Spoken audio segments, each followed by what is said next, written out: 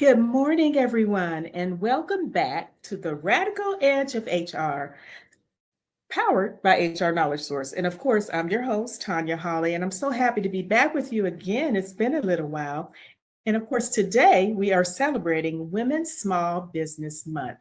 And we're so excited about that because we have some very special guests, our panelists of experts. They are women executives in their own businesses, either running them or have their own business. And we're going to just pick their brain today for this month because what a great topic to celebrate and recognize. So before I introduce our panel to you, I'm just going to lead off with a few interesting facts.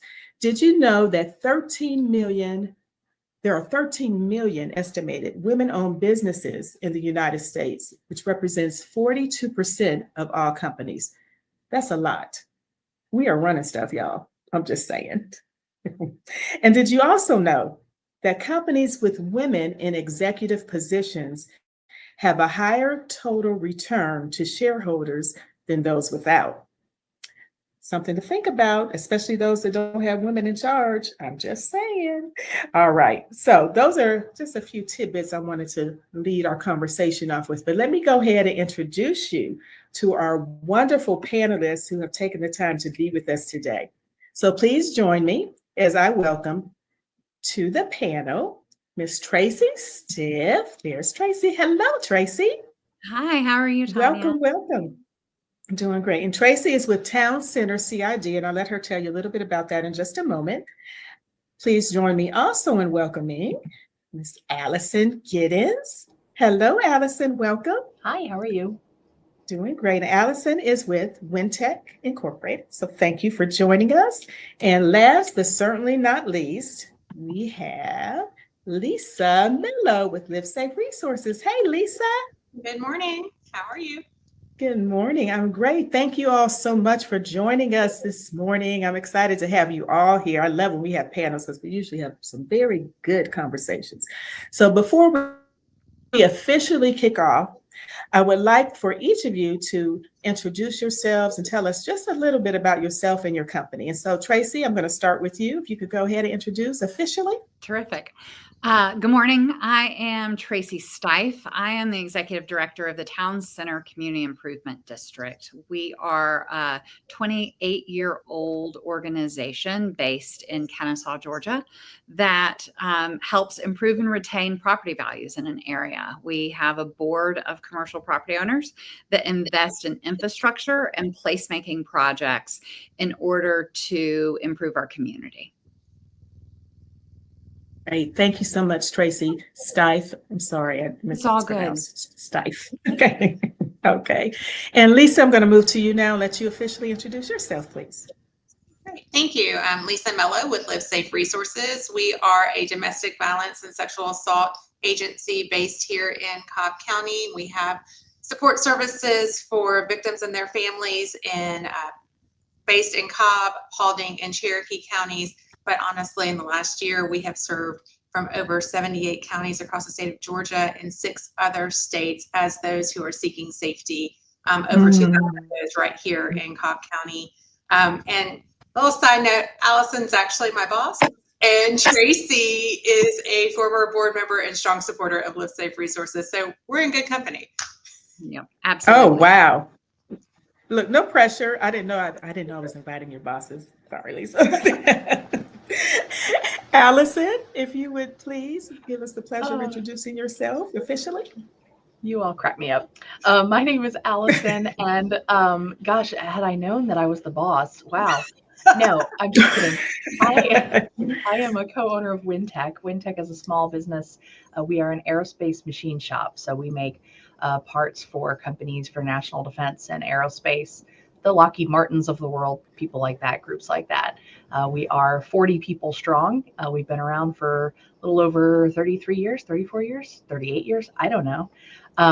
Which is crazy because I'm 23. So, yes. So I'm also the chair of Live Safe Resources Board of Directors. So that was the connection. If you're not following, if you're tuning in late and going, what the heck is Allison, I think I was nominating chair and immediate past president when you were recruited to the board. I So think it's you're right. a fun full circle moment. It is. There's no pressure here at all. No, none, Lisa. No, Lisa's the best. I have No no pressure. worries. Okay. Well, I love this. One big happy family. But what I really love about today is that you all have different backgrounds. Your companies are so diverse in what we're talking about today and what you do, but yet you're all leaders in different industries. So I love that. So we're going to go ahead and kick it off. And again, thank you so much for joining us today. But my first question for each of you, I'm going to let each of you answer this one, is I want to know one word that describes your leadership style. So if we can go ahead, Allison, since you just spoke, I'm going to go ahead and let you continue speaking. We'll start with you if that's okay. Okay, a lot of pressure. One word to describe my leadership style, instigator. And Interesting. I think that's good in a lot of ways, and maybe rubs people one way or another when it's actually in motion. But yeah, I'm gonna go with instigator. Okay, so wait, before I go on, I gotta ask, what does that look like? So I think one of the beautiful things, and I think that Lisa and Tracy will probably attest to this, beautiful things about being a woman either at the top or somewhat at the top is you don't necessarily have people to answer to. And so you can speak up when you know it's right. And you can say, this needs to happen, because you're not having to weigh a bunch of other things like, I got to stay in my lane, or that's not my place, or I've got a pecking order, those kinds of things. So I think there are opportunities when you're, a woman or a man, that if you're in a certain position, then you can say, I'm speaking up right now, and something's going to be done about it. Okay, thank you for that. Thank you. Lisa, we'll go ahead with you. So it's a hyphenated word. Describe you. Oh, okay. But mission driven is the word. So there's Okay. I like that. Go ahead. because every decision we make, everything that I'm doing has to revolve back to our mission and how we support. And it's been that way my entire 25 years. I've always worked in nonprofit. So focus and what that mission is it's okay. bring Great. around. Thank you. Yes. Thank you for that. And Tracy, your turn. Mine's relational. And I heard Ambassador Andrew Young speak many years ago, and he said, make the relationships before you need them. And nothing rings truer for me professionally and personally. You've got to put in the time to build trust. And that trust leads to the ability to collaborate and work together through hard things and also fun things. So I think that that is something that I cherish in my personal and professional relationships with the people in our community. Great. Thank you. Very different leadership style words. So, but very interesting. Thank you all for that. So I'm going to go ahead and dive in with our first question. And I'm going to, I'll start with Lisa, if that's okay. I'm going to give you our first one. So looking back, what's one defining moment that shaped you as a leader today? Oh, so I have a wonderful mentor who is now retired, but about 15 years ago, she was my direct supervisor, and I was questioning, where did I want to go? Did I want to stay in nonprofit? Did I want to make a change? Because I had been running a team that underneath her that was really more sales driven and was giving me some experience that could have shifted me into a different life. And sat with her and really had the open door conversation to say, like, this is where she saw me in my strengths and skills, and being able to parlay what I had learned in her underneath her and move into a new direction. And she actually really kind of changed the course of everything, because that stream ended up being sold off from the nonprofit that I worked for to a for-profit company. And instead of going over there, I ended up managing 2 large projects underneath her and gathering, more leadership skills, having a national footprint underneath at that organization, and really strengthened my commitment to, this is also a business, and you can lead a nonprofit in this stream, and then still have someone that I could bounce ideas off of, and also still be a mom, because that was when I was about to be a mom, and thinking of how do I balance all of this. And she was someone who had this career that really helped me, and she's still here and we still talk. But it's having that kind of mentor and leader was really defining for the path I could have taken. Oh, that's wonderful. Thank you, Lisa. And what I heard, and you all please chime in if you have something, the key word I heard and what you just said was mentor. The whole story was about a mentor. Let me ask this question to anyone who would like to answer, just in general. How important is it having a mentor in the position that you're in, and leading the businesses that you're leading, and the companies, and being in the positions that you're in overall? How important is that to each of you? Would anyone like to dive in and answer that? It's critical. I think that I have more than one mentor, and I have mentors that are in my field, but more importantly, mentors that are not in my field. And so you need those different lenses to be able to push your throw the spaghetti on the wall and see what sticks, but also just listen and learn and watch. So there's so many women particularly, but men that I've, really looked up to and value their expertise and wisdom. Great. Allison, did you want to have anything? No pressure. They covered it. I am not going to. Yes. Okay. Well, you said it, Allison. It gets really lonely. It can, when you're running an organization. And while I have a board of directors that I report to, they're a volunteer board that isn't here every day, much like Lisa. And so it's just you. And so to make sure that you're grounded firmly in your integrity and your values and beliefs, a mentor is really helpful with that for me. And I think an extension of that, something Tracy said, is that I still have Donna that I can ask any question to, but as I have grown and I have left an organization to organizations before coming here, I have people in my peer-to-peer that are running other organizations but we all started together, and I talk to them every day. There's some kind of check-in. Hey, this is happening here. Is this happening there? What are you doing? Do you have a job description? Can we bounce ideas off of each other? And then we also support each other in their activities. So I might be supporting your silent auction or doing something over here, but we talk every day because we're kind of in that same sphere and feeling, like you said, a little lonely sometimes. Thank you for that.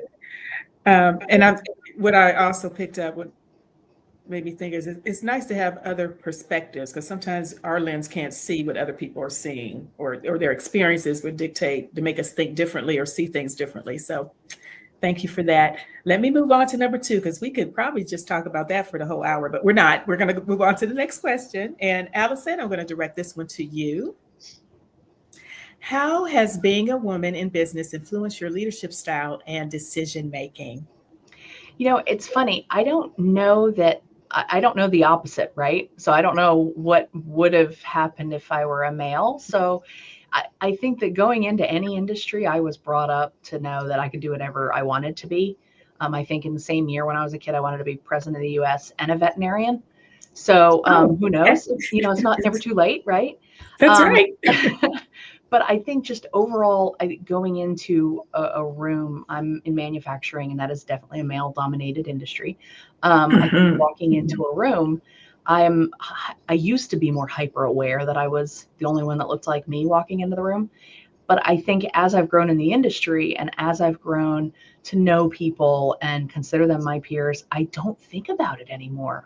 I'll walk in, and it's kind of funny because later someone will say, oh, well, there were only 3 women in that room of 60 men. And I'm like, oh, really? I hadn't noticed. And I Wow. think that's a good thing. And I hope that other women get to that much quicker than I did, because it lets that kind of monkey off your back. It kind of, it lets you focus on the task at hand. It lets you focus on industry. And if you're competent in what you do, nobody cares if you're a man or a woman. Yes. And it sounds to me that you have realized that you belong at the table. You Right. came to that realization that you belong at the table. So it doesn't matter who's at the table, you belong there. And that's all that really matters. And And if, that and if probably, there are those outliers that still have issues with it, as long as you don't, it's kind of like a little kid throwing a temper tantrum. As long as you don't pay attention, they'll go away. The right people in the room will notice. And I think that's what matters. I love it. Thank you, Allison, for that instigator leadership style. I love it. All right. Of course, now, Tracy, it's your turn. The next one's for you. Okay. What's a myth about women in business that you're ready to debunk once and for all? Oh, goodness. I think that, to take from Brene Brown, vulnerability is a weakness, because the exact opposite is true. One of my core values is courage. And I think that courage comes when you're able to have brave conversations and you're able to be authentically yourself. I think that word gets thrown around and misunderstood a lot, but there is a piece of, as you grow in your career, being comfortable in your own skin. And I think that also lends itself, to what Allison just said about being more or less aware of, your gender or your race or your sexuality when you walk into a room. It's knowing who you are, and being comfortable sharing that, because you're not going to be everyone's cup of tea. And that is okay. And learning how to work with people who you don't necessarily agree with, but you have to work together in order to find a solution, or work towards a compromise in a situation. Right. Thank you. Tracy, you started off and you said vulnerability is a weakness. And that's basically what you debunk. That's what I would debunk. Vulnerability, right. To be truly vulnerable in any situation is, to me, one of the bravest things a person can do, because you are putting down your armor, you are putting down the guard, and you're saying, look, this is who I am. This is my value set. This is what I stand for. This is what I believe in. This is what I think. And those things can be intimidating if you haven't really spent some time thinking about your own answer to those questions. Yes. And I think part of that just takes time. Yes. Coming into a different phase of life and career, you really start to care a little bit less. That's funny. Yes. About like the external perception, but more about how you are making an impact in whatever field it is that you're in.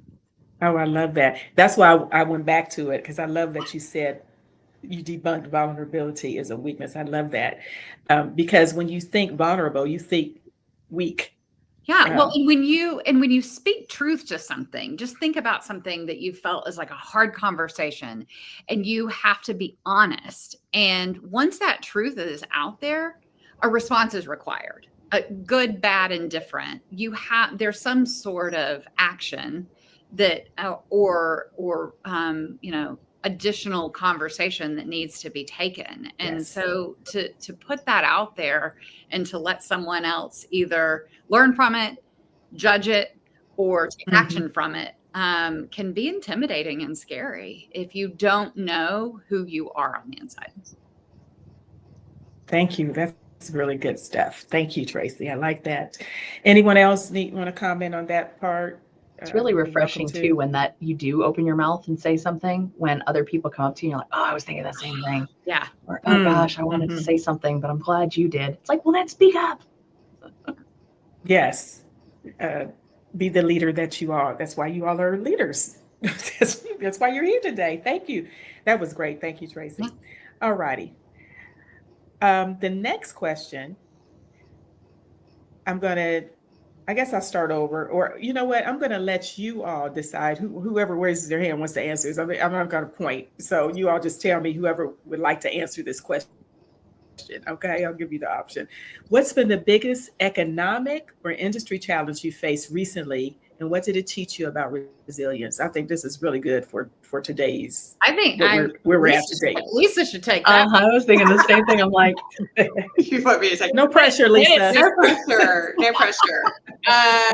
This past year has been, since January, a very intense time for anyone who is running a nonprofit organization and anyone who is running a nonprofit organization that does receive government funding and is also government certified, but is not a government agency.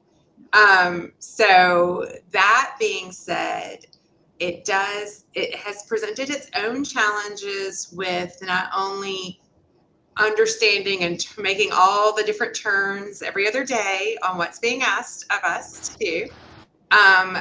But in the same breath, knowing that we stand for what we do and we know that our services are needed. So how do we tell our story so that the community understands that there is a place for government support, and then there is a true place for the community to step in. And to this day, knowing that there's election week next week, and there's a lot of things that are going on in the community, and there's Go vote. However you go vote. vote.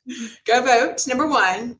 But number two is that the reality is the services that are expected to be there in the community when someone's in crisis, whether that's housing or food insecurity or looking at a victim services organization. Across the board, we just happen to do all three, but across the board, those services need our community to stand behind them. And so telling that story and kind of separating ourselves from the noise of why we also do need a little bit of government support it's been an interesting year to have to explain that, because everyone has an opinion, but at the end of the day, everyone does expect that there are services in their community when they're in times of need. So that to me has been not just making sure that we have a backup budget plan and what are we going to do at 30, 60, 90 days if we need to. That's set. It's how do we tell our stories so that people understand that there's a happy medium and middle that everyone can come to, and people really can make a difference if they support an organization that they care about. So Lisa's not going to brag on her organization, but we will. Live Safe Resources is the only domestic violence shelter in Cobb County, and they have a sexual assault center as well as an elder care program, and the services that they provide touch everyone in this community, and it's not a topic that everyone wants to talk about. It's, there's so many needs out there in the community, and there's lots of opinions on who does the work and how they do the work. But more importantly, I think what Lisa and her organization does is really focus on the why of the work. And that is critically important. And so during the times that I've been involved in Live Safe and have seen how they've been able to stand in the gap during crisis, it's extraordinary the way the community steps up. So you can go to livesaferesources.org and make a donation and support women and families in need. Yes. Yeah. And nice. October is Domestic Violence Awareness Month. So while it's also celebrating women in business, it is Domestic Violence Awareness Month. And we offer so many services. And listen, right now we are full. Our shelter is full. Our housing program Wow. And Lisa, Our- how many kids are in the shelter? Oh goodness. Well, we have over 60% of our residents are children. So right How many now, pets? How many pets? well, right now we have one that is definitely the sweetest little dog. But at the same time, we have the ability to house other people. I've had to explain that this weekend. I can't just take your pet. I actually have to take the person. Oh my with their gosh. Whoa. but within that, I I love think it. the services that are critical, that pet shelter wouldn't be here without private funding from our community. It Well, wouldn't. I think that's what floors me too, is working as on the board with Live Safe and looking at all the economic challenges and just the peripheral. As things have gotten more chaotic, Lisa and her team, they've had to be more strategic, but they've also had to think 10 steps ahead. And I think it used to be where you could just kind of come up with a couple different game plans. If this, then we're going to do this. Now it's like, okay, if this happens, it could set these 10 things off from happening. And I think as anybody in business or nonprofit, you're having to constantly keep up. I mean, day to day. I mean, Lisa, things can change in a day. You could have one decision in the morning, and by 3:00, the decision's different. Well, and we're looking at FY27 right now. Like 27 is, we are critically trying to assume risk. Where do we need to maybe shore up? We have 46 employees. How do I make sure that stays stable through that time frame? And then also we have our fiscal year. We have different funders' fiscal years. Ours is not a calendar year. When we have government funding, that is also not a calendar year, but it's also not aligned to our fiscal year. So we're having to figure out, all Wow. of the steps that go along with that, and that can wear on a team. And so from this leadership perspective, as what Allison is sharing, sitting with our team and being very transparent about where we are and what we're anticipating and how long we can carry certain things, programs and services that are not technically our core, but we want to provide, has been something that as an executive leadership team, we have been very transparent with them. So that no one is surprised.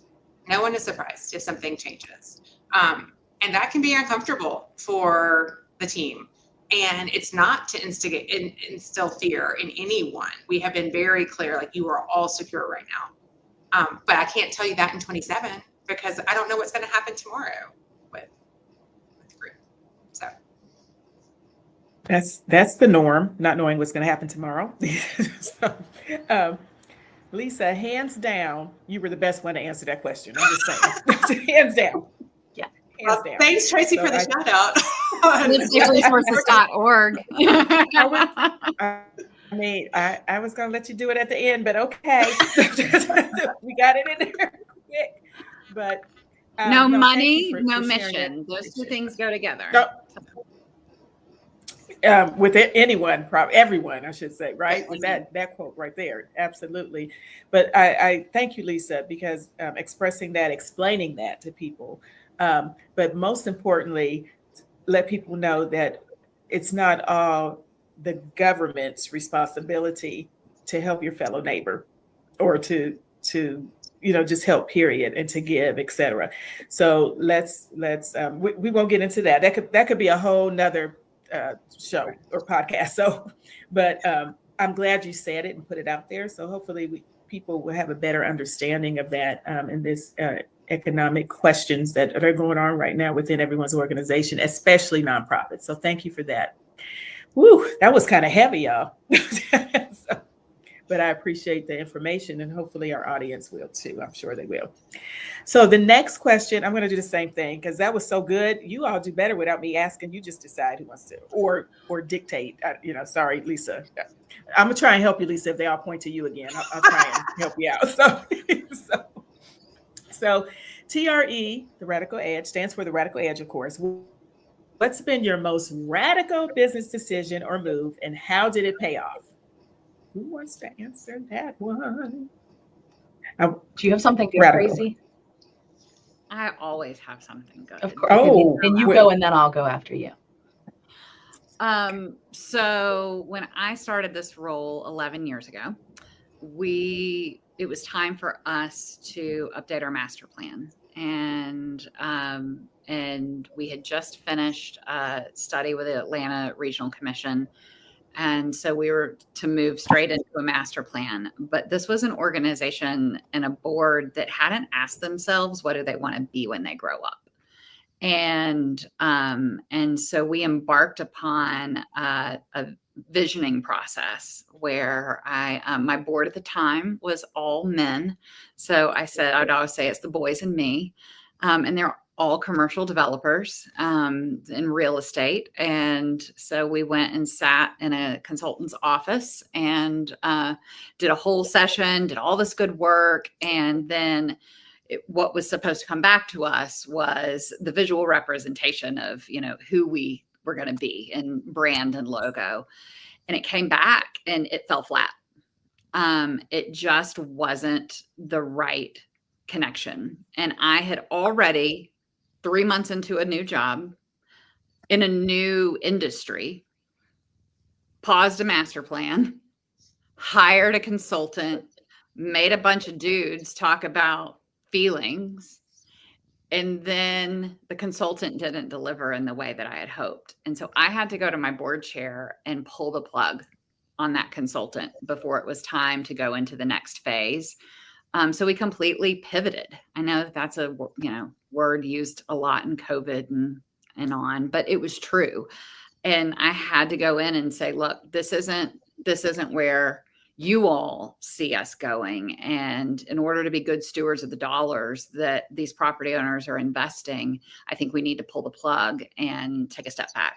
And so that's what we did. And we ended up hiring sent an RFP out, hired a new firm, and we went through a rebrand that we rolled out in fall of that first year. So it was, it was scary to walk in, because they could have been like, what is wrong with you?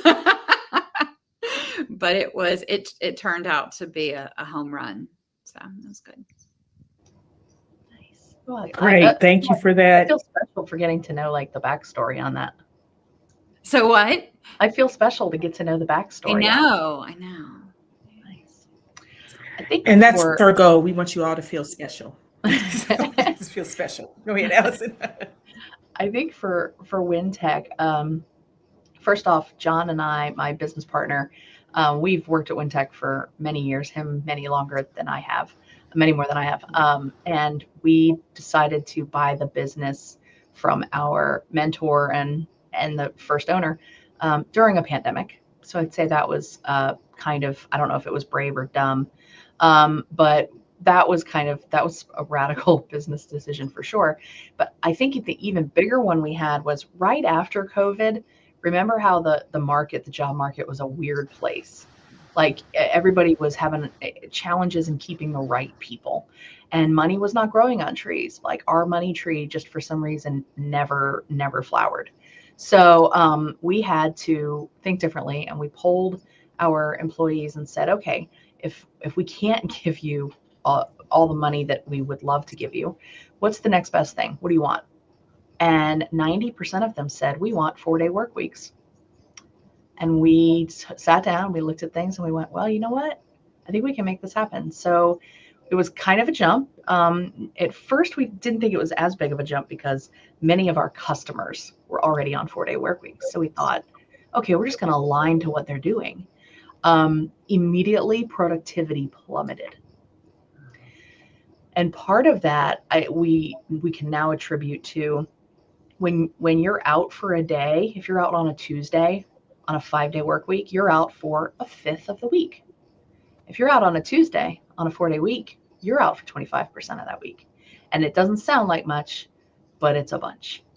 And so we had to kind of adjust to those things and kind of figure out where that spot was and try to get everyone to, consider, hey, when you're taking time off, think about your fellow people on your team, because we're all going to be carrying that weight. But that was a radical decision for us, was kind of jumping in. And what do they say? You don't ask questions that you don't want the answer to. So when we asked everybody, what is it that you want? If we can't give you money, we had to be ready to, okay, if there's a vast majority that says something, we got to be ready to pull a trigger. Mm. And how many years? Thank you Someone for- just celebrated an anniversary, Allison. How many? How many? I know. Well, I've been here, gosh, I don't know, 19 years. But yeah, though the business itself, we've owned for about 5 years now. Congratulations. Yes, a 5. I'm applauding. So thank you for sharing that. Both of your stories, I heard boldness, a sense of boldness, and courage. I think it was bold to even ask the question. And it was to ask them, what they wanted, because you didn't know what you were going to get back. So that was, but you acted on it. So that says a lot for you all as leaders, but I'm sure your employees were more dedicated and committed because you listened to them. And I'm sure that's one of the key things in being in a leadership position, and those kind of decisions. And Tracy, I heard a lot of boldness and courage in doing what you had to do, not knowing what was going to happen, walking into there to tell your quote unquote bosses or that, hey, this isn't working. Is it going to appear as failure, in their eyes? Or, you didn't know how they were going to react or respond to you. So thank you both for those stories. What was the reaction Tracy, when you walked in? What was the reaction and said? It was supportive. It was, I trust you. What do you think? What do you think we should do? And I said, we should do this. And so they said, okay. And so that was that. But if that wouldn't have worked, I don't want to know. I probably wouldn't be here. But it did. No. It worked. And it also shows that apparently they trusted you enough in the position you're in the decision that you made. So that says a lot as well when you went in there. So their reaction. Yeah. But apparently you are too, Tracy. So yes, because they trusted you enough to. It's symbiotic. Yes. So thank you both. Thank you both for those stories. Now I have one that wasn't planned that I came up with, ladies. So get ready. No, it's not that bad because we are doing great on time. And I was thinking as you all were speaking throughout this podcast, can you share with women who may want to be in a leadership position, who may want to be a CEO or own a business, can you share some things that you suggest to them that would help them get to that position, or things they might need to do, or whatever it is that comes to mind that might help someone in the position that may be watching this I want to be the CEO, or I want to be able to run my own company, or any of those types of things. If we could just share a few, whatever comes to mind from experience or what it took to get there. So of course, Lisa, you got to be quiet for a minute, so I'm going to start with you if that's okay. Sure. I think that it is important to be open to a variety of experiences. Mm-hmm. I think it is important to make sure that if you're younger, that you take the opportunity to work at a variety of organizations in the field that you're wanting to be in, whether that's a small or a larger, in my instance, nonprofit. I had someone when I first started here that had these aspirations, and she was young, she was in her early 20s, and thought, this is what I want to do next. And I remember when she was leaving us and we had a conversation about her next role, I was explaining to her why what she wanted just didn't fit what our organization could do in a fundraising capacity. We weren't big enough to be able to have that specific kind of role. And that I wish for her that she worked at a larger organization so she could see and be able to experience different departments and grow herself and her skills. And so her next move was the right next move for her because she's in a much larger organization, much larger nonprofit, but she's getting to learn different aspects of the business that starting at a small one, you're all hands on deck, but you're maybe not going to get the depth of experience you need to really be able to build a strategic plan, really look at how you're going to change fundraising in this capacity, where your strengths and weaknesses are as plugging the fund development plan for what I do. So for me, it's really being able to say, be open and try as many different roles as you can. If I look at my first employer, I was there for 15 years, and about every 2 years, I was promoted into a different department or a different role. So it was still growing, but I was at the same organization, but I was learning different things. And I think that is really what helped shape me, along the way. So as a younger leader into that coming from where I came from right before here, they had so much to invest into more of the HR side of things and how to really grow your people. So that's what I took from them. But for me in this world, you got to be willing to jump in and do everything and learn. Great. Thank you, Lisa. Tracy? I'd say it's lead from the seat you're in. I think that sometimes people think leadership comes with a title, but so many times leadership doesn't. That's the last thing you end up getting. And it's, people are watching you inside of your organization and out in the community. And so what are ways that you can roll up your sleeves and go beyond and create stretch goals for yourself to help you figure out kind of what your skill sets are, what you're passionate about, and where you want to be. And I think with that, you have to be willing to know that it is not going to be linear. As much as you want it to go from A to Z and in this certain time with all these certain things, that's just not how life works. And so being flexible, I think, is a really important part of that. I think that's a great point, because I took a step back at the in between changing roles. I was on this travel role, and it was great. But then when it wasn't working for my life, I took a role that was no management, no travel, to take a step back to reassess. And very quickly that changed, but within the first year of being at that place. But at the same time, I needed to take a step back to figure out where did I really want to go in that. And with that, I bet you were able to tell your story better through your resume and the next roles as to why you took that step back and how you can pull the thread through. Because I'm guessing that if you wouldn't have done that, you would have burned out, you would have continued to push yourself and ended up not being successfully in the next place at the right time. It's 100% true. I like that, because some people think it's not okay to step back or take something lower than what you were doing. We all go through different phases. It appears to be. Yeah, we all go through different phases of life. So, and knowing those phases is important. Yeah. Yes. And thankfully, sometimes it helps to have people in your life that see it before you do. When I remember I was working at a large corporation. I was 23 years old. I didn't get a promotion that I thought I was going to get. I was young and dumb. And I called my dad crying and said, I'm going to quit my job. And he said, you're not going to quit until you find a new one. And so I went basically next door to somebody who I knew owned a small business, Wintech. And I had pet sat for the owner before. And I said, I want to come work for you. And he said, you don't even know what I do. And I said, I don't care. I need a new job. My dad says I need a new job before I quit my other one. And so I remember sitting in his office, and he slid a piece of paper across the table to me on what I would make. And it was more than 30% less than what I was making. And it was essentially, instead of traveling and doing cool corporate things that I was doing at 23, it was essentially filing papers in a room without a window. So I had to kind of make that decision on, thankfully it was Dennis, the owner at the time, who said to me, I know it's not what you're making now, but if you trust me, I think you could run the place one day.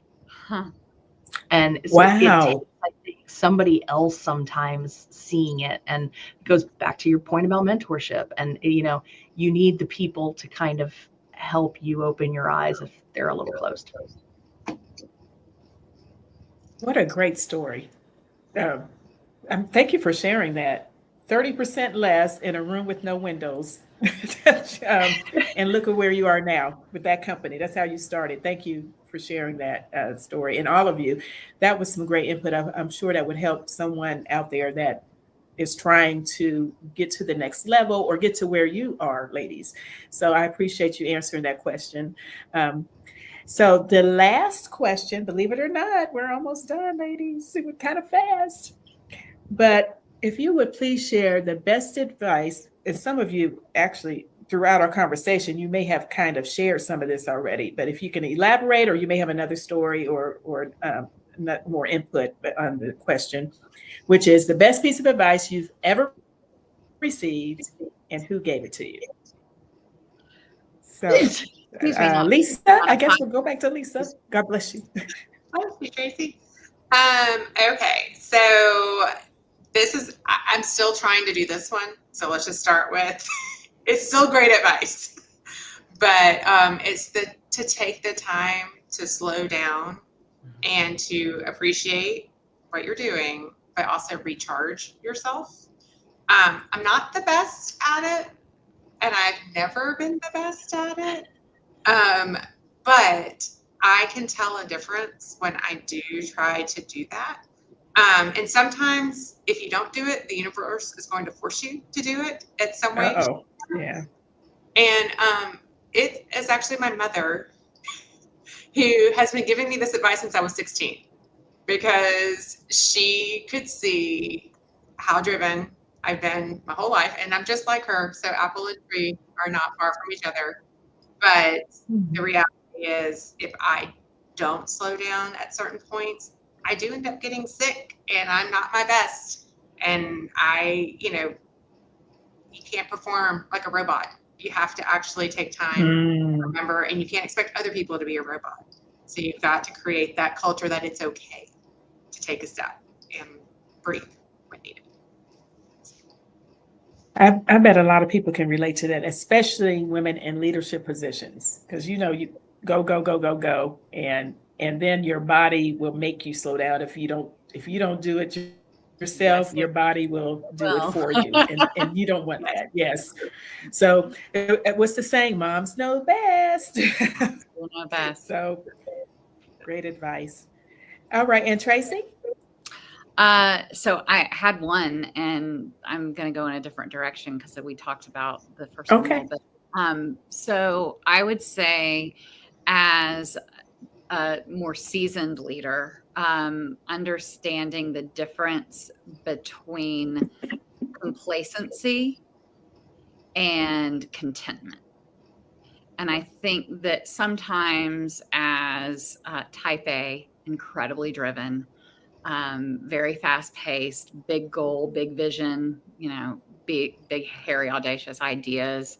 We want to climb a mountain and then figure out the next mountain to climb.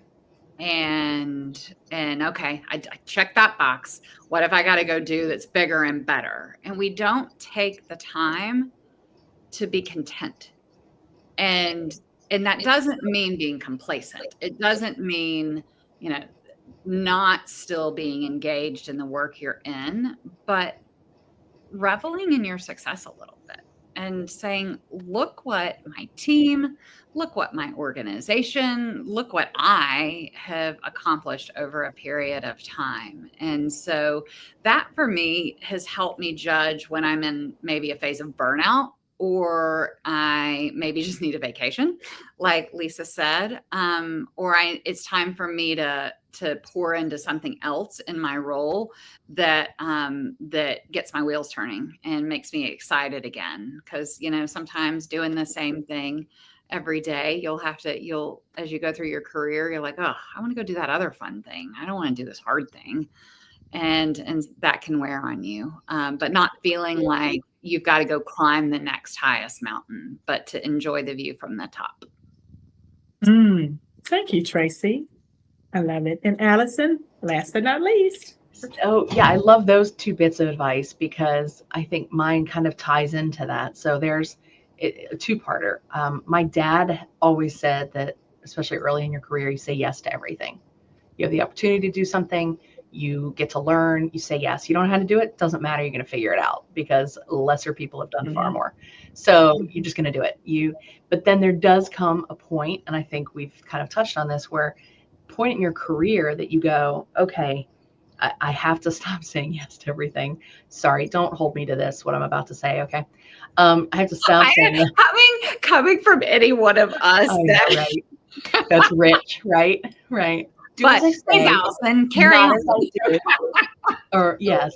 But there was a great book that I read by Dory Clark called The Long Game. And it talks about there's definitely a point in your career that you need to say yes to everything.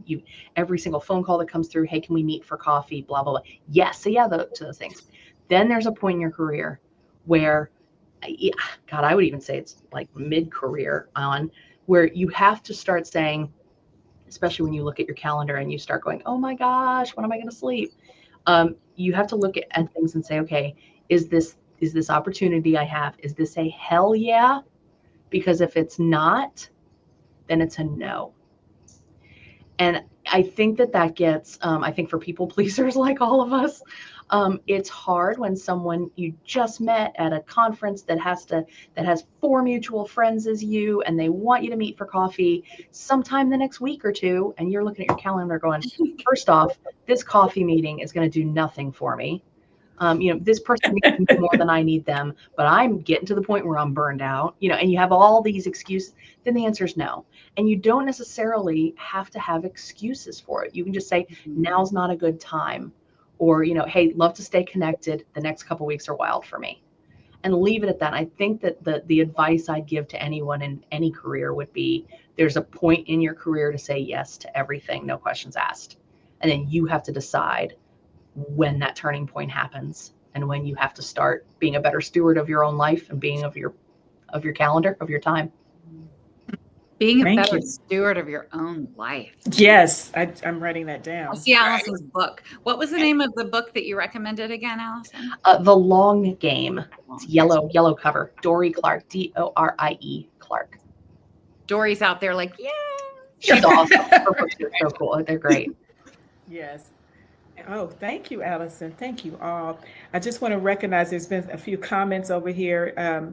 Noemi Alfonso Perez, yeah, she's saying, yes, she's Live Safe is amazing. She echoed that. She's agreeing and setting boundaries is the last comment. And that was for you, what you were saying, Allison. So thank you, Noemi, for joining. I hope I'm pronouncing your name right, but thank you for joining us. And all those that have joined us, we appreciate you. Ladies, it has been a true pleasure and enlightening experience.